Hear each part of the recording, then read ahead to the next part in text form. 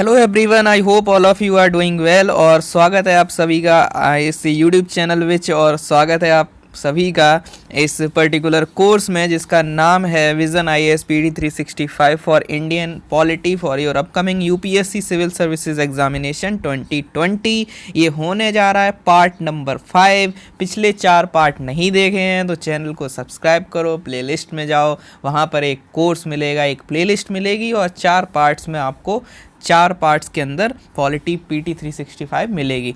अब बात करेंगे पार्ट नंबर 5 की, और ये जो वीडियो है ये प्रस्तुत कर रहा हूँ मैं। नाम है राहुल, नाम तो सुना ही होगा। So let's get started and the topic of the day is anti defection law. ठीक है, यहाँ से शुरू करेंगे कि क्या होता है एंटी डिफेक्शन लॉ। तो न्यूज़ में ये क्यों है? So the first thing is that the supreme court recently upheld, supreme court ने रिसेंटली अपहेल्ड किया है Karnataka assembly speaker's decision to disqualify the 17 law makers. Okay, तो आपको पता होगा कर्नाटक का जो बवाल चल रहा था तो वहाँ पर यही था कि जो स्पीकर थे तो उन्होंने उनका जो डिसीज़न था कि डिस्क्वालीफाई करने का, उसको अपहेल्ड किया है सुप्रीम कोर्ट ऑफ इंडिया ने। लेकिन उनको जो ये डिसीज़न अपहेल्ड तो कर दिया, लेकिन साथ में उनको अलाउ कर दिया that they can contest the election. ठीक है, अगली बार जो इलेक्शन होंगे दे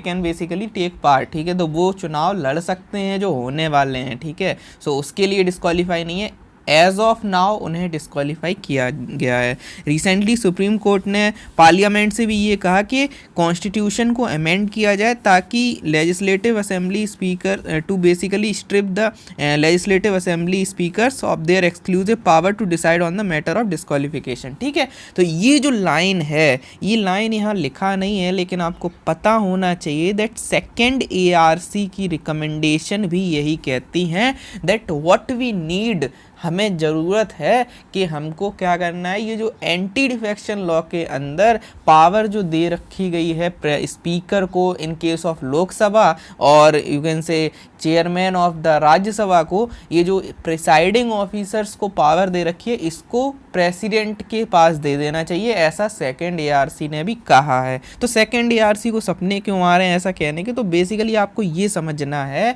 दैट डिस्क्वालिफिकेशन अगर देखोगे MPs का डिस्क्वालिफिकेशन, तो आपको रेफ़र करना पड़ेगा article 102 of the Indian constitution. और article 102 of the Indian constitution के अंदर आपको कुछ कैटेगरीज मिलेंगी, जैसे फॉर एग्जांपल वहाँ पर बात होगी UNNO की। UNNO क्या है? अनडिस्चार्ज सॉल्वेंट, और इसके अलावा अनसाउंड माइंड, इसके अलावा not a citizen of India, इसके अलावा O का मतलब हो जाएगा ऑफिस ऑफ प्रॉफिट। ठीक है, तो ये बेसिकली 3 से 4 कैटेगरीज हैं जो वहाँ पर लिखी हुई हैं कि हाँ इन केसेस में आपको डिस्क्वालीफाई कर देना है। और 5वीं कैटेगरी कह दी गई है कि जो भी पार्लियामेंट बताए, यानी 5वीं कैटेगरी या 5वां जो क्राइटेरिया है वो है कि पार्लियामेंट जो भी बताए, और उस कॉन्टेक्स्ट में पार्लियामेंट ने पास कर दिया representation of the peoples act. Is it very clear? Disqualification article 102 में दिया गया है, उसमें 5 कैटेगरीज हैं या 5 क्राइटेरिया हैं, 5 कंडीशन है,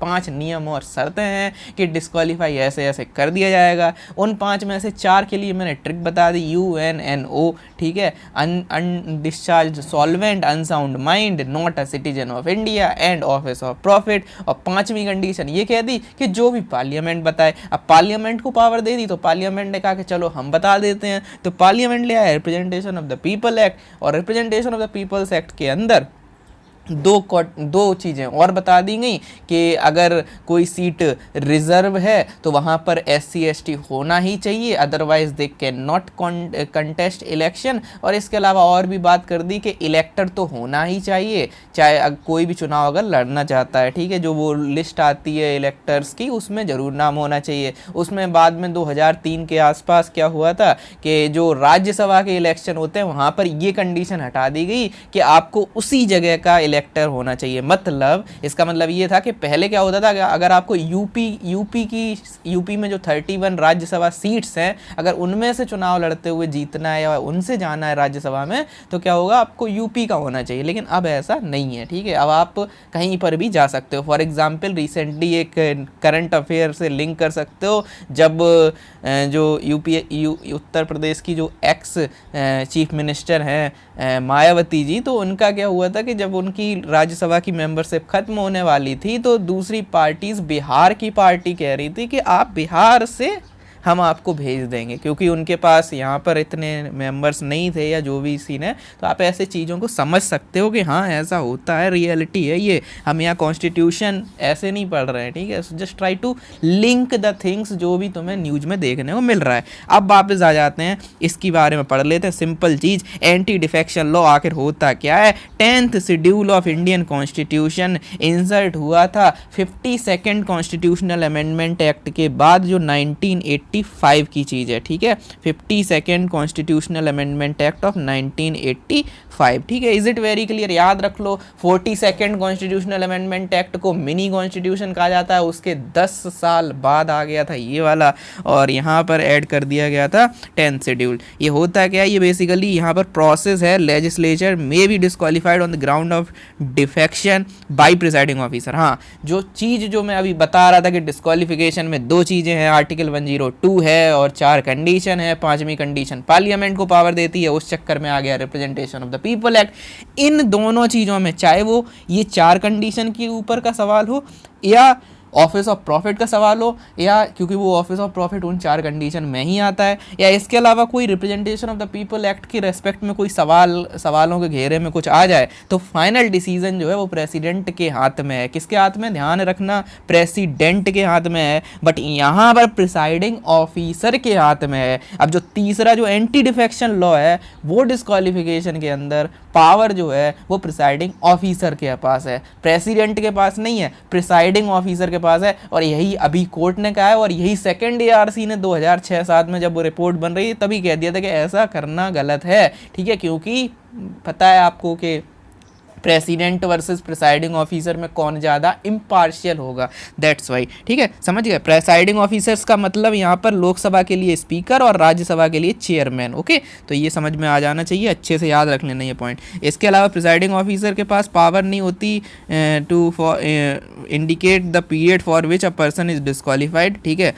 तो इनके पास ये पावर नहीं होती कि उनको इलेक्शन ना लड़ने दिया जाए, ठीक है। अभी डिस्क्वालीफाई कर दिया तो अब वो डिस्क्वालीफाई हो गए, अगली बार वो बाई इलेक्शन, वो डिस्क्वालीफाई हो गए, उन्होंने रेजिग्नेशन दे दिया, अगली बार वो फिर से बाई इलेक्शन होगा, वो जीत जाएंगे, ठीक है। सो वहाँ पर कोई पावर नहीं है। इसके अलावा टाइम भी नहीं बता सकते। इसके अलावा legislator is deemed to have defected. अब डिफेक्शन कब माना जाएगा? कोई भी बंदा होगा या बंदी होगी, जो भी होगा डिफेक्शन करेगा, उसको कब डिफेक्शन माना जाएगा? What do you mean by defection? तो 2-3 कैटेगरीज होती हैं। If he either gives voluntary give up the membership, ठीक है। तो फॉर एग्जांपल मैं किसी पॉलिटिकल पार्टी ए से जीत कर गया हूँ, उसकी टिकट से जीत कर गया हूँ, और मैंने पॉलिटिकल पार्टी चेंज कर दी, तो उस पर्टिकुलर केस में डिफेक्शन वो है अप्लाई हो जाएगा। इसके अलावा मैं किसी पॉलिटिकल पार्टी से जीत कर गया हूँ और मैंने वो पॉलिटिकल पार्टी जो है उसके विप जैसे किसी इशू में विप जारी हुआ, ठीक है। विप आपने सुना होगा, WHIP जो विप होता है, तो एक वो बताया जाता है कि आपको इस पर्टिकुलर इशू में इस पर्टिकुलर डायरेक्शन में आपको सपोर्ट करना है, ठीक है। आपको गवर्नमेंट के साथ रहना है। तो अगर आपने उसको डिसऑबे किया, आपने गलत जगह वोट कर दिया, आपने अपोजिशन कर दिया, आपने अपोजिशन में बोल दिया, तो भी एंटी डिफेक्शन लग जाएगा, ठीक है। अब यहाँ पर एक चीज़ और याद रखना कि यहाँ पर सिर्फ 2 ही चीज़ें लिखी हुई हैं विज़न ने। ऐसा क्यों है? बेसिकली इन्होंने सिर्फ उस कॉन्टेक्स्ट की बात की है जो यहाँ पर चल रहा है, यानी कोई पॉलिटिकल पार्टी में है। जैसे मैं किसी पॉलिटिकल पार्टी में हूँ, तो मुझ पर कौन सी कंडीशन से अप्लाई हो रही हैं, इस वजह से यहाँ एक ही बात है। बट द थिंग इज़ कि क्या आपको ये समझने की यहाँ ज़रूरत है, आपको ये समझने की ज़रूरत है कि और भी 2 कंडीशन होती हैं। एक कंडीशन होती है इंडिपेंडेंट मेंबर्स के लिए, तो वो यहाँ क्यों नहीं लिखी? वो यहाँ इसलिए नहीं लिखी क्योंकि यहाँ पर कॉन्टेक्स्ट नहीं है इंडिपेंडेंट कैंडिडेट्स का, ठीक है। तो वो भी आप थोड़ा सा याद रख लो साथ में। तीसरी कंडीशन है इंडिपेंडेंट वाले लोगों के लिए, तो इंडिपेंडेंट वाले लोग भी अगर कोई पॉलिटिकल पार्टी ज्वाइन कर लेंगे तो भी एंटी डिफेक्शन लग जाएगा, ठीक है, याद रखना। तो अब आप कंफ्यूज हो जाओगे कि यार ऐसा होता होता तो फिर इलेक्शन के बाद ऐसा क्यों कहते हैं कि वो वाले इंडिपेंडेंट कैंडिडेट उनका सपोर्ट कर रहे हैं, ये वाले इंडिपेंडेंट कैंडिडेट उनके साथ आ गए। सो थिंग इज़ कि वो सपोर्ट कर देते हैं एक्सटर्नली, ठीक है, पार्टी ज्वाइन नहीं करते। बस वो क्या होता है, जब फ्लोर टेस्ट होता है तो वो कह देते हैं that yes we are in the support, ठीक है, अपना वोट उनके सपोर्ट में कर देते हैं। ऐसा नहीं कहते कि हम ये पार्टी में ज्वाइन कर रहे हैं, ठीक है। Is it very clear? इसके अलावा एक कंडीशन होती है नॉमिनेटेड मेंबर्स के लिए। अब ये कंडीशन में लोगों को समझ में नहीं आता, लक्ष्मीकांत में पढ़ लेते हैं, लिखा हुआ है साफ साफ कि नॉमिनेटेड मेंबर अगर किसी पॉलिटिकल पार्टी को ज्वाइन करते हैं 6 महीने के बाद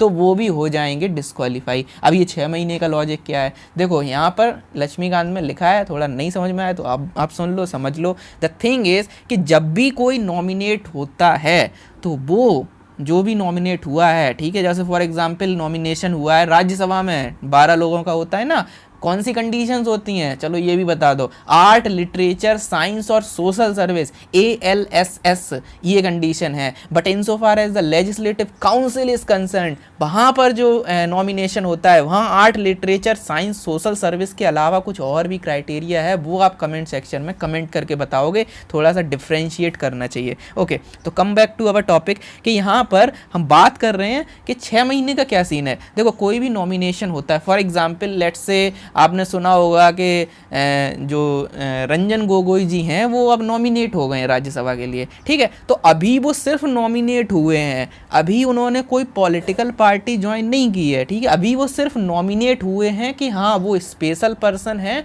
वो नॉमिनेट हो गए हैं because of art, literature, science और सोशल सर्विस, तो उनको हमने सोशल सर्विस के रेस्पेक्ट में कर दिया नॉमिनेट। ओके, तो अब उनके पास 6 महीने का समय है, बीजेपी ज्वाइन कर लो, कांग्रेस ज्वाइन कर लो, समाजवादी पार्टी ज्वाइन कर लो, बहुजन समाज पार्टी ज्वाइन कर लो, मन वो पार्टी ज्वाइन कर लो। 6 महीने कोई एंटी डिफेक्शन का सीन नहीं होगा। ऐसा नहीं होगा कि भैया इंडिपेंडेंट थे क्यों ज्वाइन कर लिया, ऐसा नहीं होगा।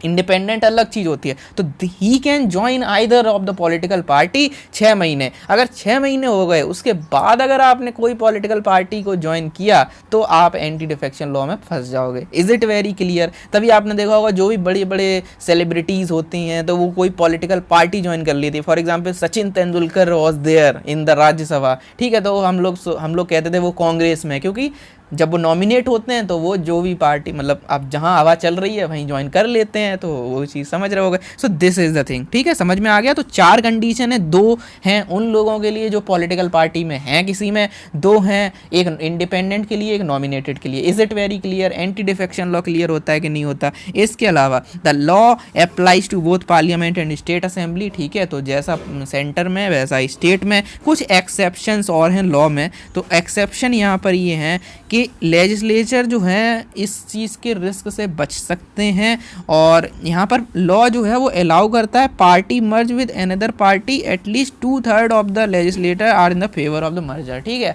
तो लेजिस्लेटर का 2/3, ठीक है। अब कीवर्ड्स याद रखना, यहाँ पर यूपीएससी ट्रिक कर देगा कि जो पार्टी की जो हाई कमान है उसका 2/3 और पार्टी के जो मेंबर्स हैं, कार्यकर्ता हैं, उनका, ऐसा कुछ नहीं होता। कार्यकर्ता की कोई नहीं सुनने वाला है, ठीक है, सीधा सा लॉजिक बस ये है कि जो लोग जीत गए उन जीते वालों में से अगर 2/3 दूसरी पॉलिटिकल पार्टी में चले गए, 2/3 इज़ अ बिग नंबर, ठीक है। अगर मान लो 400 लोग हैं किसी पॉलिटिकल पार्टी के, जस्ट इमेजिन, तो 2/3 का मतलब क्या है, 2/3 × 400, बहुत अच्छा नंबर आएगा, ठीक है।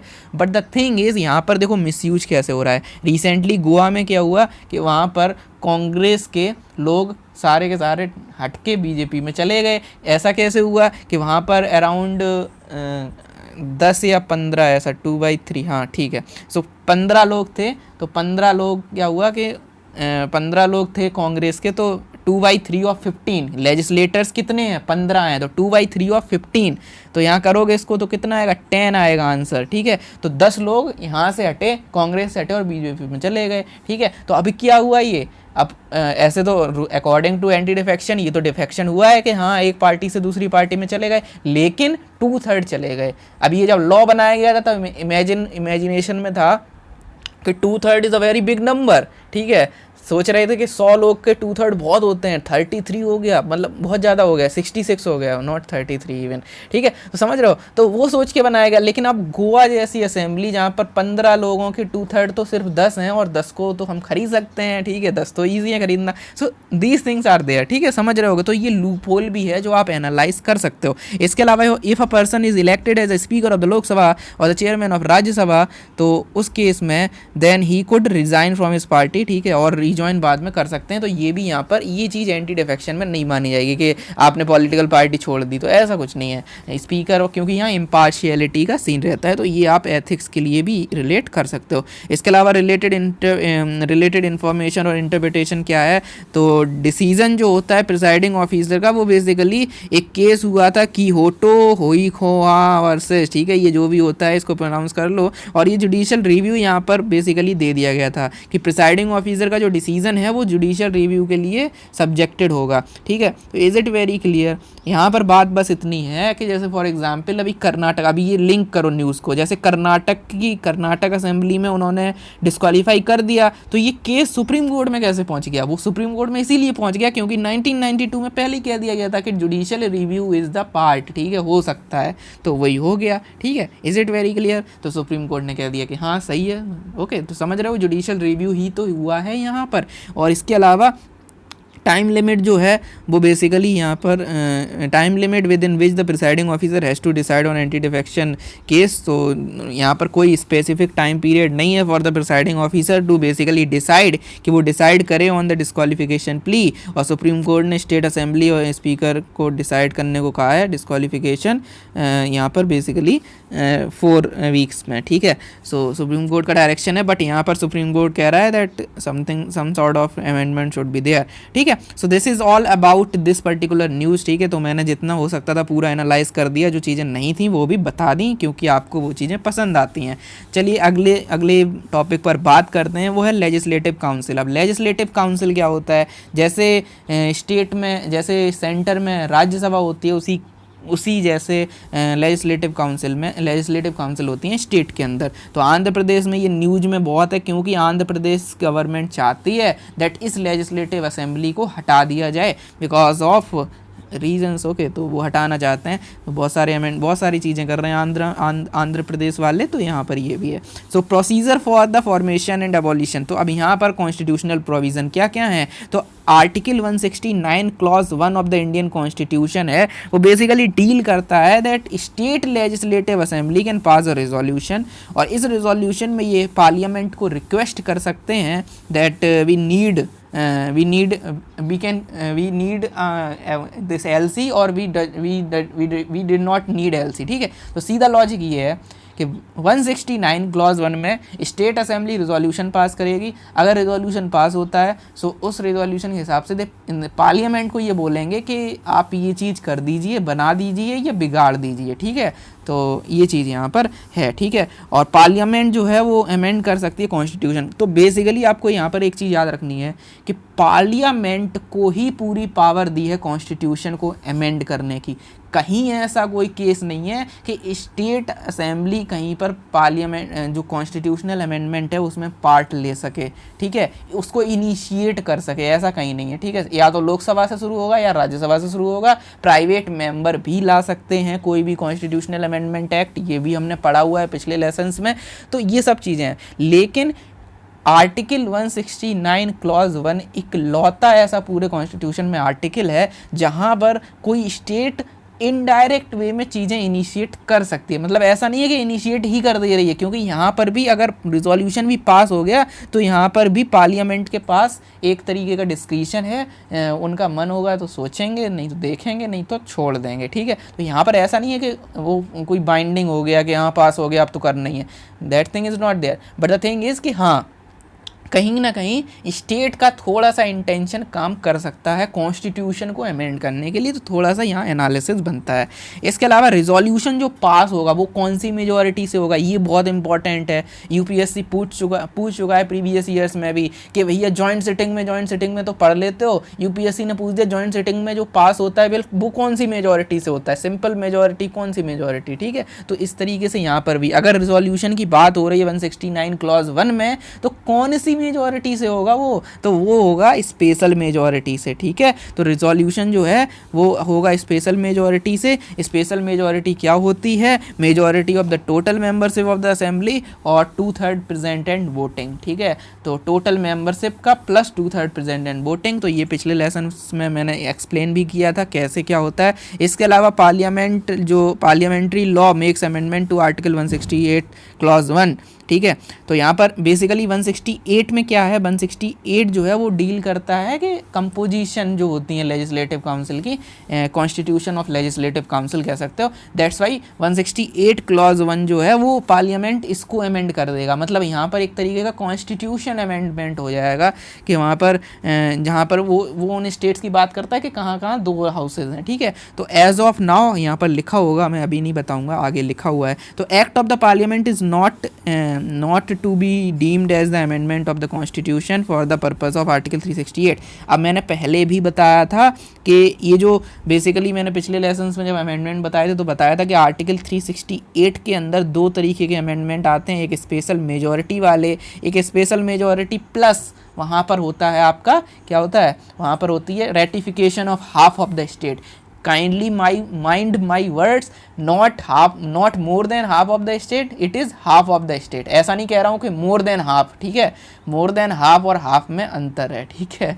सो अगर 50 का हाफ करना है तो 25 है, लेकिन मोर देन हाफ करना है तो 26 होता है, ठीक है। तो इसलिए ध्यान रखना ये वर्ड, ठीक है। सो 368 में 2 तरीके की मेजॉरिटी है, लेकिन एक आउटसाइड सिंपल मेजॉरिटी से भी बहुत सारी चीज़ें अमेंड हो जाती हैं, ठीक है। मैंने पिछले लेसन में शायद बताया भी है, सिंपल मेजॉरिटी से भी बहुत सारी चीज़ें अमेंड हो जाती हैं। जैसे फॉर एग्जांपल जो article 3 of the Indian constitution के अंदर आप अगर किसी का स्टेट का नाम बदलना चाहो, उसका एरिया बदलना चाहो, उसकी बाउंड्री बदलना चाहो, उसका कुछ भी चेंज करना चाहो तो कर सकते हो। इसके अलावा सिमिलरली जैसे आर्टिकल 169 168 के अंदर जो ये चीज़ें हो रही हैं ये भी सिंपल मेजॉरिटी से हो रही हैं, जो आप यहाँ पढ़ पा रहे होगे, ठीक है। तो ऐसे कुछ चीज़ें हैं जो सिंपल मेजॉरिटी से, नॉर्मल आर्टिकल्स में ऐसा लिखा हुआ है, दैट्स वाई उन आर्टिकल्स की वजह से हम ऐसा कर सकते हैं, ठीक है। Is it very clear?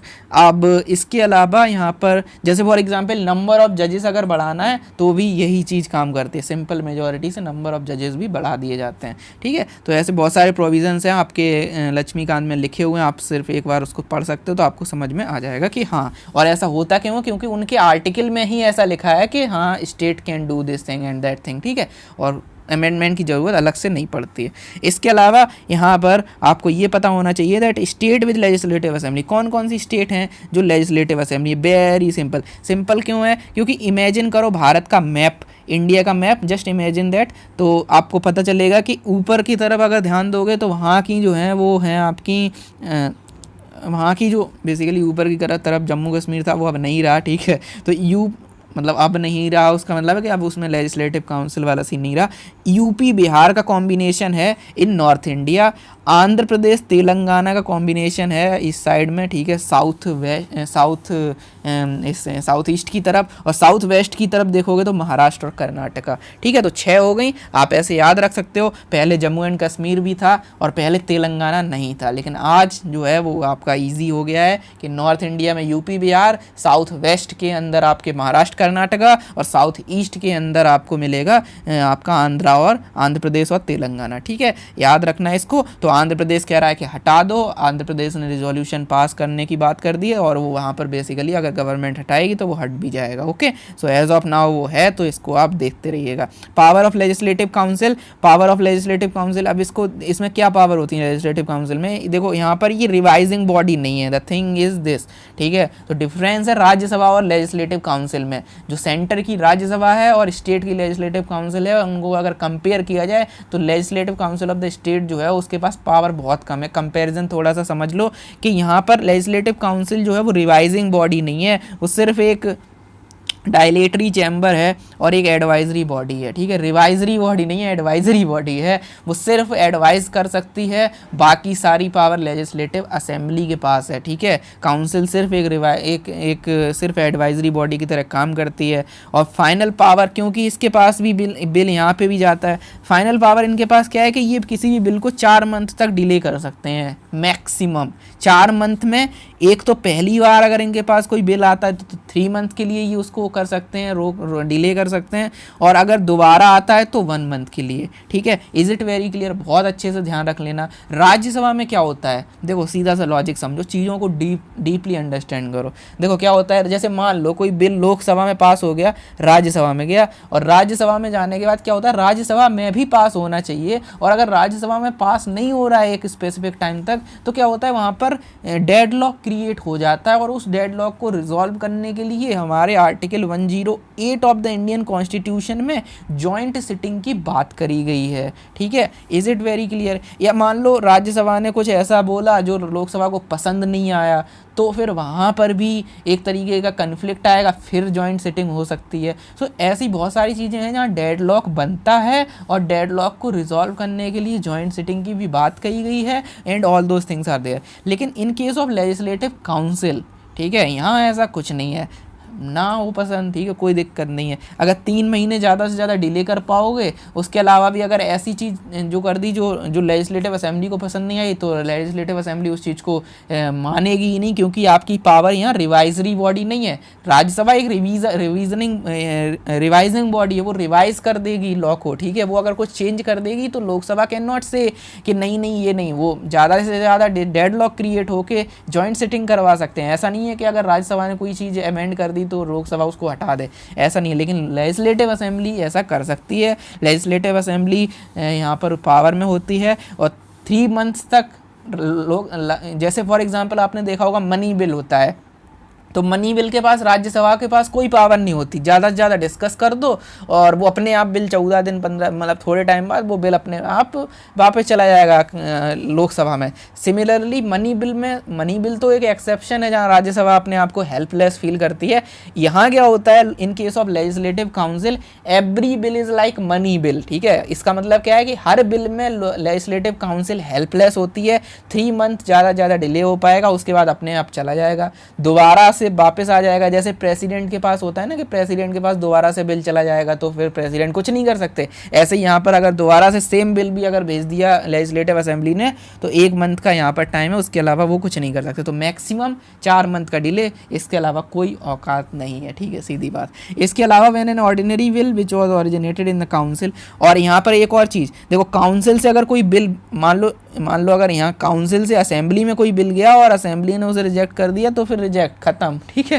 तो समझ सक रहे होगे कि यहाँ पर बहुत ज़्यादा मतलब हेल्पलेस तरीके का सीन है।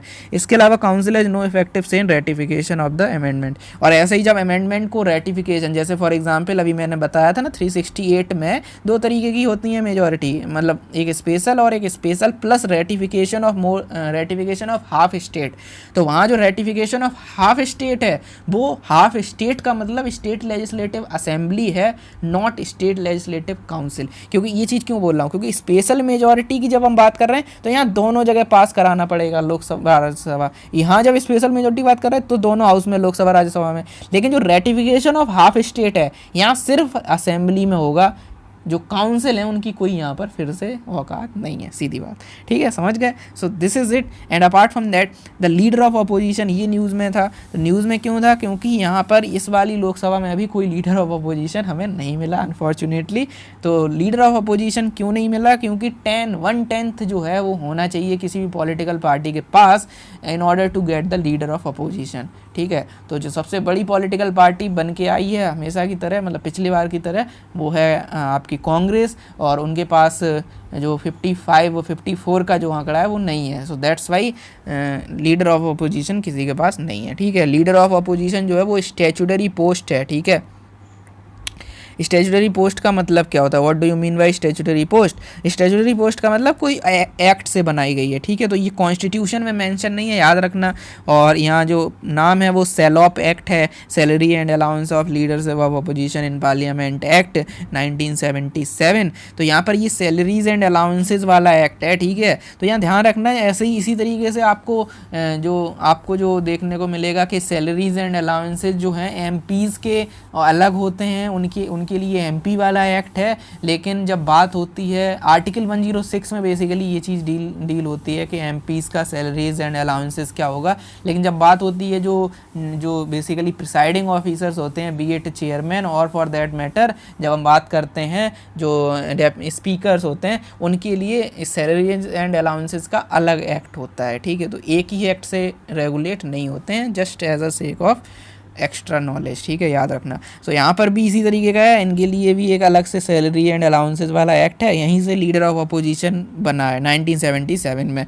एक्ट जो है वो डिफाइन करता है एक लीडर जो बेसिकली यहाँ पर वही है कि ग्रेटेस्ट न्यूमेरिकल स्ट्रेंथ होगी जिस पार्टी के पास, और बाद में इसको 1/10 डिक्लेयर भी किया गया। However while recognising leader of opposition should follow the direction of speaker of Lok Sabha issued in 1956। तो वो डायरेक्शन क्या थे? डायरेक्शन ये थे कि speaker is not obliged to recognise any member of the largest opposition party. ठीक है, तो लीडर ऑफ अपोजिशन में लार्जेस्ट अपोजिशन पार्टी का मतलब ये होगा कि 1/10 होना चाहिए, मेन चीज़ ये है। तो 1956 का डायरेक्टिव्स यहाँ पर ये और है। ठीक है, पहली बात तो यही है कि हाँ सिंपली उसको हमने कह दिया कि लार्जेस्ट अपोजिशन, लेकिन लार्जेस्ट अपोजिशन की भी तो कुछ वो होनी चाहिए ना उसकी। ठीक है, कुछ दम होनी चाहिए, तो वो दम है 1/10। ठीक है, याद रखना इसको। तो 1/10 है, याद रखना ये चीज़। ठीक है, 1/10 है। और इसके अलावा एक चीज़ और याद रखना कि 91st कॉन्स्टिट्यूशनल अमेंडमेंट एक्ट आया था 2003 में, और वहाँ पर जो बेसिकली नंबर ऑफ मिनिस्टर्स होते हैं वो 15% पर कैप लगाया गया था। ठीक है, यानी फॉर एग्जांपल 15% जो है टोटल मेंबरशिप का इतने ही मिनिस्टर हो सकते हैं। ठीक है, समझ आ रही है बात कि नहीं आ रही? ये चीज़ ध्यान रखना। 91 उसके पहले क्या होता था, जैसे मान लो 100 MP है हमारे पास, तो हम 100 के 100 MP को अलग अलग मिनिस्ट्री में दे सकते हैं कि ये मिनिस्टर ऑफ दिस, ये मिनिस्टर ऑफ दैट। उससे क्या होता है, मतलब खर्चा भी बढ़ता है और काम भी अच्छे से नहीं होता है। दैट्स वाई ये 91st अमेंडमेंट एक्ट किया गया था 2003 में। और 15%, अभी ये मैं 15% इसलिए बता रहा हूँ क्योंकि अब अगर 10% पढ़ ही रहे हो, 1/10 का मतलब 10%, तो 10% पढ़ ही रहे हो कि 10% जो है वो लीडर ऑफ अपोजिशन की बात है। 10% ही आपका उसमें होता है। जब आप कोरम की बात करते हैं, कोरम क्या होता है? कोरम वो होता है मिनिमम एलिजिबिलिटी। ठीक है, तो फॉर एग्जांपल अगर आपके स्कूल में कभी आप कॉलेज में गए हो, एक बच्चा अगर आया है तो टीचर तब भी पढ़ा देते हैं। ठीक है, लेकिन पार्लियामेंट में ऐसा नहीं है। अगर 1/10 या 10% से कम अटेंडेंस है तो जो स्पीकर हैं वो कोरम कहेंगे, कोरम मेंटेन नहीं है, वो हाउस को एडजर्न कर देंगे। ठीक है, समझ में आ गया? तो 10% वहाँ पर है, 10% यहाँ पर है, 15% इन case of council of ministers cap लगाया गया। 91st अमेंडमेंट के बाद ये चीज़ करी गई थी। इसके अलावा एक चीज़ और याद रखना, दिल्ली के अंदर ये जो काउंसिल ऑफ मिनिस्टर वाला कैप है ये 15% नहीं है, 10% है।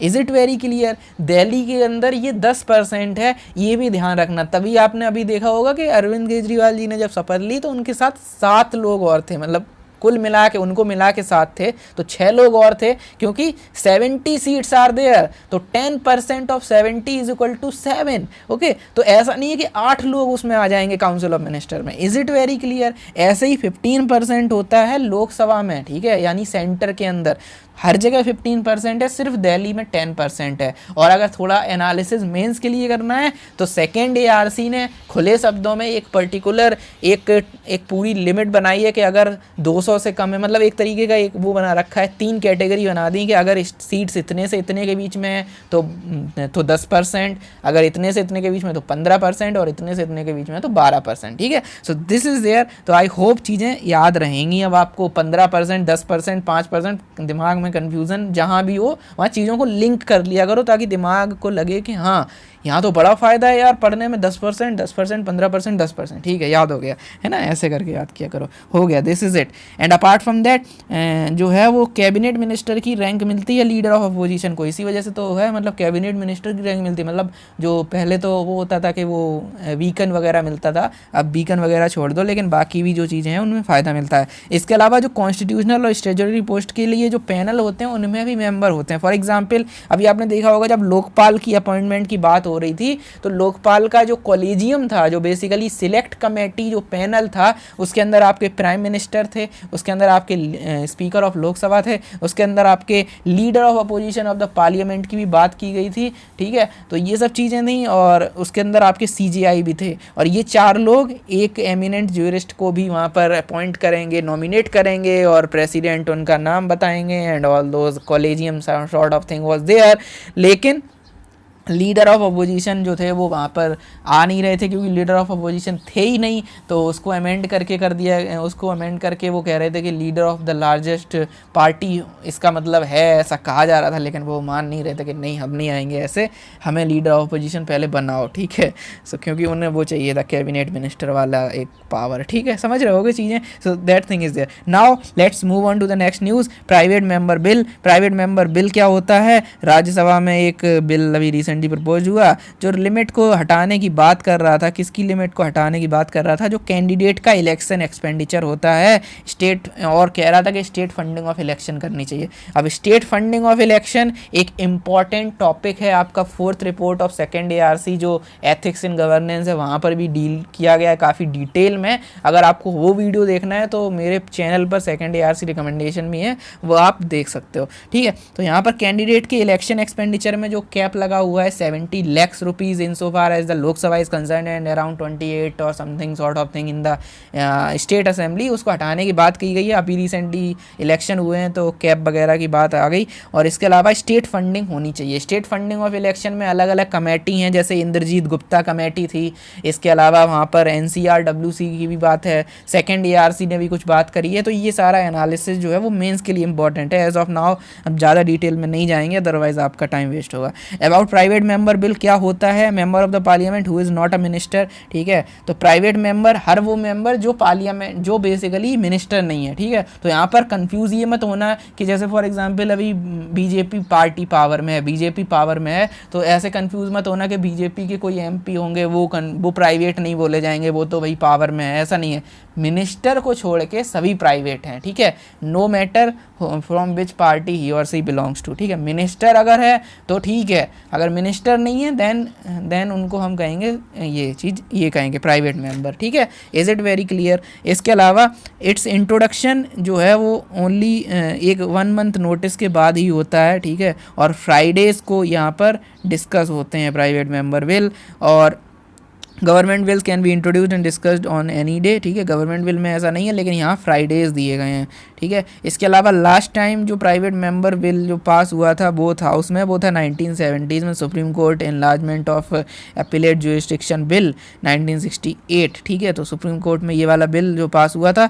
और 14 private member bill 5 of which was introduced in Rajya Sabha जो हैं आज तक हमारे पास हुए हैं, ठीक है। तो 14 टोटल हुए हैं, ठीक है। तो ये चीज़ स्टेटमेंट वगैरह में आ सकती है कि आज तक कोई प्राइवेट मेंबर बिल पास नहीं हुआ या समथिंग लाइक दैट, क्योंकि ये आ चुका है UPSC प्रीलिम्स में। तो उसी चीज़ को ध्यान में रखते हुए विजन ने उसको यहाँ पर मेंशन भी कर दिया, ताकि आगे कभी कोई मतलब जो होता है ना कि एक ईयर का क्वेश्चन अगली ईयर में कुछ और बन के आता है, तो दैट्स वाई।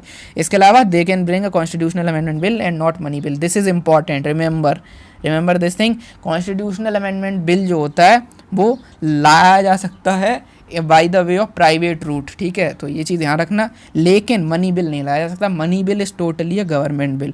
इसके अलावा रिलेटेड इन्फॉर्मेशन क्या है, that election commission of India ने एक एक्सपेंडिचर लिमिट 70 लाख की बना रखी है इन केस ऑफ लोकसभा 2019 में। ये इस इलेक्शन की बात है, ऐसा नहीं है कि अगले इलेक्शन में ये बदल भी जाएगी, ठीक है। वो नोटिफिकेशन के हिसाब से रेगुलेट किया जाता है ECI के थ्रू, ठीक है। सो इट इज़ मैंडेटरी कि यहाँ पर और भी चीज़ें हैं। अकाउंट एक अलग से ओपन करना पड़ता है और एक्सपेंसेस सारी उसी से करनी पड़ती हैं और चेक के थ्रू पेमेंट करना पड़ता है, ठीक है। और अगर आपने एक्सपेंसेस का खर्चा ये सब नहीं बताया तो बेसिकली आपको representation of the people act 1951 में डिस्क्वालिफिकेशन जो दी गई है उसके 102 सेक्शन के अंदर, तो वहाँ लिखा हुआ है कि अगर आपने ये सब खर्चा वर्चा नहीं बताया या आपने कैप को पार कर दिया, ठीक है, जो लक्ष्मण रेखा है उसको पार कर दिया, तो इन चीज़ों में आप डिस्क्वालीफाई हो जाओगे, ठीक है।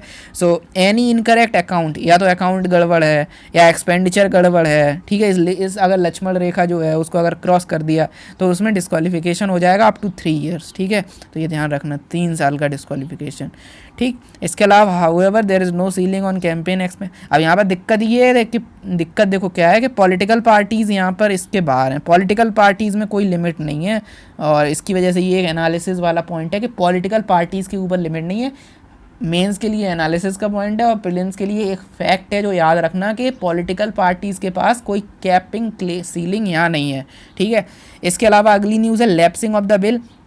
रिसेंटली वाइस प्रेसिडेंट ने कहा है कि रिसेंटली वाइस प्रेसिडेंट ने बहुत सारी चीज़ें कही हैं, अराउंड 15-20 चीज़ें उन्होंने ख्याल डाली, ठीक है। तो उनमें से एक चीज़ ये भी कही थी दैट हमारा जो लैप्सिंग वाला सिनेरियो है उसको थोड़ा हमें रीलुक करने की ज़रूरत है, क्योंकि टाइम वेस्ट होता है यार। 15 हमने 1 महीना किसी से बात करी और फिर वो लैप्स हो गया, ठीक है, तो वो गलत हो जाता है। आर्टिकल 107 जो है वो इंट्रोडक्शन ऑफ द बिल और पासिंग ऑफ द बिल से डील करता है, याद रखना, ठीक है। 107 106 करता था सैलरी से, 108 आने वाला जो है वो जॉइंट सिटिंग से डील करता है, ठीक है, तो ऐसे आगे पीछे के भी याद कर लो।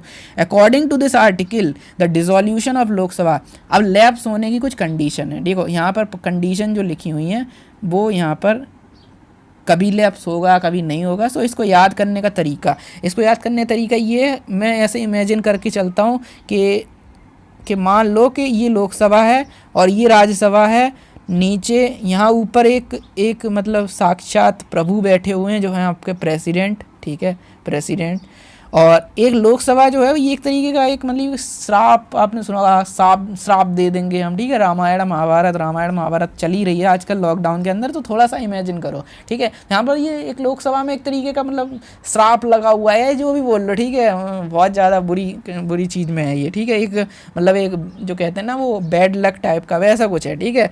तो जो भी छू लेगी, मतलब वो कहते हैं ना कि हम जैसे कोई किसी को छू ले तो सोना बना देता है, धोनी किसी को छू ले तो उसे सोना बना देते हैं क्रिकेट में, ठीक है, इतना अच्छे से सपोर्ट करते हैं या समथिंग लाइक दैट, ठीक है। तो ऐसा कुछ इमेजिन करो कि लोकसभा जिसको छू ले उसकी तो उसका बेड़ा गर्क है, ठीक है, ऐसा कुछ समझ लो। अब समझो चीज़ों को, अब इन स्टेटमेंट्स को पढ़ो और आप देखोगे कि आप यूपीएससी में कैसे चीज़ों को एलिमिनेट आराम से कर पाओगे। बिल जो ऑरिजिनेट हुआ है लोकसभा में, लेकिन जो ऑरिजिनेट हुआ है लोकसभा में और पेंडिंग है लोकसभा में, वो लैप्स हो जाएगा। मतलब यहाँ ऑरिजिनेट तो हुआ, ठीक है, और यहीं पेंडिंग है, मतलब डिस्कशन वगैरह कुछ चल रहा है, यानी इसमें first reading, second reading, third reading, fourth reading, fifth reading जो भी होता है, अगर उस कंडीशन में कहीं पर भी है, ठीक है, मान लो कि इंट्रोड्यूस हो गया, उसके बाद वो कमेटी स्टेज में है, सिलेक्ट स्टेज में है, सिलेक्ट कमेटी स्टेज में है, ठीक है, या फिर डिस्कशन में या वॉट एवर, ठीक है, कुछ भी है, यहाँ से शुरू हुआ और यहीं पेंडिंग है, तो वो लैप्स हो जाएगा। क्यों? क्योंकि भैया टच हो गया ना वहाँ पे, मतलब वो हो गया, ठीक है, तो यहाँ पे हो गया, वो छू लिया और उसका बेड़ा गर्क, ठीक। So this is it. इसके अलावा बिल जो पास हो गया है लोकसभा में लेकिन पेंडिंग है राज्यसभा में, अब यहाँ से तो पास होके निकल गया लेकिन यहाँ पेंडिंग है, ठीक है, लेकिन यहाँ टच तो हो गया है ना, या ये देखो लाइन जा रही है, दिख रही है लाइन टच होते हुए जा रही है, सो दैट्स वाई उस बिल का भी बेड़ा गर्क, ठीक है, वो भी लैप्स। इसके अलावा बिल ऑरिजिनेट इन राज्यसभा, अब देखो अलग है, अब यहाँ से नहीं आ रहा इस तरफ से, अब राइट टू लेफ्ट जाएगा। बिल ऑरिजिनेट इन राज्यसभा लेकिन return to that house by the Lok Sabha, ठीक है। तो यहाँ पर क्या है कि बिल जो है वो ऑरिजिनेट तो राज्यसभा से हुआ और यहाँ पे हुआ, फिर लोकसभा में जाने के बाद वो return to that house by Lok Sabha, ठीक है, तो वापस आ गया लोकसभा से, ठीक है, return to that house by Lok Sabha with amendment and still pending in Rajya Sabha, ठीक है। तो बिल ऐसा था, इमेजिन फिर से करो, ठीक है, एक तो यहाँ था यहीं पेंडिंग है, एक यहाँ से यहाँ आ गया चलते हुए, तो भी वो क्योंकि यहाँ टच हो गया, एक बिल यहाँ से यहाँ गया और यहाँ लोकसभा ने कुछ मतलब उसमें मतलब अमेंडमेंट दे दिए प्रपोजल, तो वो वापस आ गया और पेंडिंग यही है, लेकिन क्योंकि वो टच करके वापस आ गया है, क्योंकि वो उसमें वो टच हो गया है, तो इसलिए बेड़ा गर्क हो चुका है, ठीक है, क्योंकि वो अब वो श्राप है उसमें, ठीक है। So this is it. समझ में आ गई तीनों कंडीशन, या तो यहीं पेंडिंग है, या यहाँ से पूरा पास हो के यहाँ पेंडिंग है, ठीक है, या यहाँ से पास हो के इधर पेंडिंग है, या यहाँ से लौट के आ गया, हर केस में वो लैप्स हो जाएगा, ठीक है। अब लैप्स कब नहीं होगा, तो उसको ध्यान रखने का तरीका देखो, सिंपल वही लॉजिक याद रखो जो अभी बताया था, ऊपर प्रेसिडेंट वाला, यहाँ साक्षात प्रेसिडेंट याद रखना। अब यहाँ पर कैसे याद करोगे, बिल जो पेंडिंग है राज्यसभा में but not passed by Lok Sabha does not lapse. अब बिल जो है वो पेंडिंग यहीं पर है, ठीक है। मतलब मैं समझा रहा था जो 3 स्टेज 4th जो रीडिंग स्टेज है, सेकंड स्टेज, ये स्टेज वो स्टेज, तो यहाँ इंट्रोड्यूस हुआ और यहीं उस प्रोसेस में है, और यहाँ लोकसभा से कोसों दूर है, अभी कोई मतलब आता पता नहीं लोकसभा से, तो इस वजह से क्योंकि वो दूर है तो यहाँ पर कोई भी लैप्स वगैरह का सीन नहीं होने वाला, ठीक है। Is it very clear? तो यहाँ पर ये लैप्स नहीं होगा, ठीक है। लॉजिक है, समझ में आ रहा है। इसके अलावा अगर बिल दोनों जगह सब हो चुका है, दोनों के बीच में डेडलॉक क्रिएट हो गया, लेकिन डेडलॉक के बाद क्या हुआ कि मान डेडलॉक की कंडीशन होती है कि वो आपको पता होगा कि अगर मान नहीं रहे ये लोग, या राज्यसभा में कुछ ऐसी अमेंडमेंट ला दी गई जो लोकसभा नहीं मान रही, या लोकसभा में पास, या राज्यसभा में मान लो पास नहीं हो रहा है या फंस गया, या जो भी है, ठीक है। सो कुछ भी ऐसा हुआ, लेकिन जॉइंट सिटिंग कह दी गई है, प्रेसिडेंट ने जॉइंट सिटिंग डिक्लेयर कर दी है, प्रेसिडेंट ने नोटिफाई कर दी है कि हाँ जॉइंट सिटिंग होगी। अब जॉइंट सिटिंग तो नोटिफाई हो गई, ठीक है, नोटिफिकेशन आ गया, लेकिन उसके बाद लोकसभा मान लो डिसॉल्व हो गई, ठीक है। तो उस केस में क्या हुआ, क्योंकि नोटिफिकेशन आ गई, क्योंकि प्रेसिडेंट साहब का यहाँ पर इंटरफेरेंस थोड़ा सा हो चुका है और नोटिफिकेशन आ चुका है, अब ये बिल भले ही इसमें लोकसभा में टच कर गया हो, ये श्राप वाले से टच कर गया हो, लेकिन क्योंकि ये ऊपर से इसकी कृपा आना शुरू हो गई, कृपा बरसने लगी ऊपर से प्रेसिडेंट साहब की, क्योंकि उसमें जॉइंट सिटिंग नोटिफाई हो गई है, क्योंकि कृपा बरस गई है, तो वो श्राप का असर खत्म हो जाएगा और कृपा आना शुरू हो चुकी है, और उस कृपा की वजह से यहाँ पर जो है वो कुछ नहीं होगा, ठीक है, लैप्स नहीं होगा। सिमिलरली बिल जो है दोनों हाउस से पास हो गया, लेकिन प्रेसिडेंट की एसेंट के लिए गया है। प्रेसिडेंट की एसेंट कौन से article of the Indian constitution में है? ये आपकी 111 ऑफ द इंडियन कॉन्स्टिट्यूशन में है, ठीक है। President ascent of the president, ठीक है। अब अगेन पास हो गया दोनों में, नो डाउट, इसमें कोई शक नहीं है कि वो यहाँ पर श्राप वाले एरिया को टच कर गया लोकसभा को, बट क्योंकि वो प्रेसिडेंट के पास चला गया है तो वहाँ पर फिर तो बस बात ख़त्म हो गई, ठीक है। वहाँ पे कृपा वहीं से रुकी थी तो वो भी नहीं होगा उसमें कुछ। इसके अलावा बिल जो है वो रिटर्न हो गया by president for reconsideration. Bill गया आर्टिकल 111 के अंदर प्रेसिडेंट की असेंट के लिए। प्रेसिडेंट के पास ऑप्शन होते हैं कि असेंट दे सकते हैं, विद होल्ड कर सकते हैं असेंट को, या रिकन्सिडरेशन के लिए वापस भेज सकते हैं अगर वो बिल मनी बिल नहीं है तो, ठीक है। तो 3 कंडीशन होती हैं, 3 काम कर सकते हैं 111 के अंदर। तो असेंट के लिए चला गया तो ठीक है, पेंडिंग है, लेकिन अगर वापस भी कर दिया तो भी, अब भले ही वो लोकसभा में वापस आ गया, लेकिन क्योंकि प्रेसिडेंट का इन्वॉल्वमेंट हो चुका है, ठीक है, तो वहाँ पर कृपा तो वहीं से रुकी थी, तो वहाँ पर कोई दिक्कत नहीं होने वाली। Is it very clear? Last topic है, इसके बाद हम इसको रैप अप करेंगे, फिर कैबिनेट कमेटीज़ वगैरह हम अगले लेसन में पढ़ेंगे। ऑफिस ऑफ प्रॉफिट क्या होता है? रिसेंटली न्यूज़ में है क्योंकि प्रेसिडेंट ने रिजेक्ट कर दिया है petition demanding disqualification of Delhi MLAs for allegedly holding office of profit, ठीक है। तो ऑफिस ऑफ प्रॉफिट क्या होता है, मैंने पहले भी ये सारी चीज़ें बता दी हैं कि आर्टिकल 102 के अंदर और आर्टिकल 191 के अंदर, स्टेट में ये 191 है, इधर 102 है। ऑफिस ऑफ प्रॉफिट एक पर्टिकुलर क्राइटेरिया है, मैंने बताया था ना कि UNNO है, ठीक है। तो यू का मतलब undischarged unsound mind, undischarged solvent, not a citizen of India, and office of profit. और 5वीं कंडीशन है जैसा पार्लियामेंट का है, और पार्लियामेंट ने फिर 2 चीज़ें कह दी जो मैंने बताई थी पहले आपको, ठीक है। तो क्योंकि ऑफिस ऑफ प्रॉफिट यहाँ है कि इस वजह से हम आर्टिकल 102 को रेफर कर रहे हैं, और सेम स्टेट के अंदर आपको 191 देखने को मिलता है। इसके अलावा but it is neither defined in the constitution nor representation of the people act, ये कहीं डिफाइन नहीं है, ना तो इधर ना उधर, ठीक है, याद रखना ये स्टेटमेंट।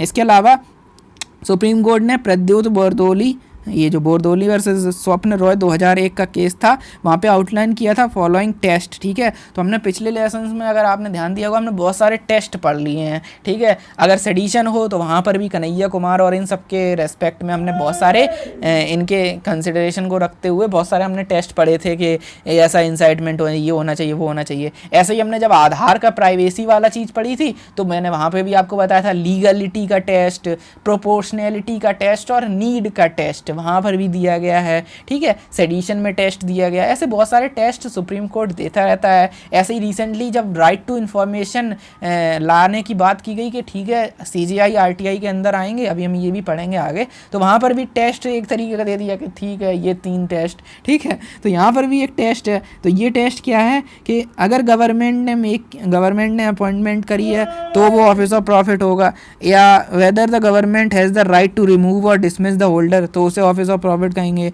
और गवर्नमेंट अगर रेम्यूनरेशन पे कर रही है तो उसे ऑफिस ऑफ प्रॉफिट करेंगे, और अगर government holder and does he perform them for the government, अगर जो होल्डर है ऑफिस का होल्डर वो अगर गवर्नमेंट के लिए काम कर रहा है उसे ऑफिस ऑफ प्रॉफिट कहेंगे, और अगर परफॉर्मेंस ऑफ दोज फंक्शन, अगर गवर्नमेंट उन फंक्शन पर कंट्रोल कर रही है तो भी उसे ऑफिस ऑफ प्रॉफिट कहेंगे। मतलब कहीं पर भी थोड़ा भी रिलेशन आ जाता है तो ऑफिस ऑफ प्रॉफिट कह दिया जाएगा। इसके अलावा एक इंपॉर्टेंट यहाँ पर मेंस के लिए हो सकता है और प्रीलिम्स में भी पूछा जा सकता है, जया बच्चन आप जानते होंगे, ठीक है, Jaya Bachchan versus union of India case था। यहाँ पर ये कहा गया था कि office which is capable of yielding profit is of profit और पिक्यूनरी गेन, उसकी को ऑफिस ऑफ प्रॉफिट कहते हैं, ठीक है। तो ऑफिस ऑफ प्रॉफिट का ऐसा मतलब नहीं है दैट हम बहुत अच्छे हैं और हम इसका मिसयूज़ नहीं करेंगे। ऑफिस ऑफ प्रॉफिट का मतलब ये नहीं कि आपने प्रॉफिट ले लिया तभी ऑफिस ऑफ प्रॉफिट कहा जाएगा। भले ही आप ऑफिस ऑफ प्रॉफिट में मतलब भले ही आप ऑफिस में हैं और भले ही आपने प्रॉफिट अभी नहीं लिया है, लेकिन आप प्रॉफिट लेने की हिम्मत आपके अंदर है, आपके अंदर पावर है, आपके अंदर काम ही आपका ऐसा है कि आप प्रॉफिट